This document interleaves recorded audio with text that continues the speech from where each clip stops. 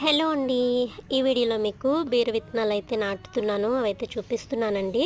ఇవన్నీ కూడా నేను ఒక రోజంతా నానబెట్టాను. చాలా విత్తనాలే పెడుతున్నానండి, అంటే చాలా రోజులైంది.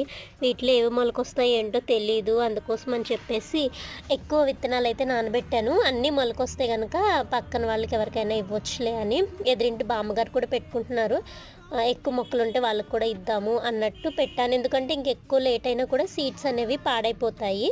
అందుకోసమే ఇంకా ఇలా అందరికీ ఉపయోగపడతాయి అన్నట్టు ఎక్కువ విత్తనాలు అయితే నానబెట్టేసాను ఒక రోజంతా. ఇప్పుడైతే ఇవి మట్టిలో పెట్టేస్తున్నాను. ఇలా మనం నానబెట్టడం వల్ల ఏది త్వరగా మొలకొస్తుంది, ఏది మొలకరాదన్నది అయితే తెలిసిపోతుందండి. మనకి టైం అన్నది ఎక్కువ వేస్ట్ కాదనమాట.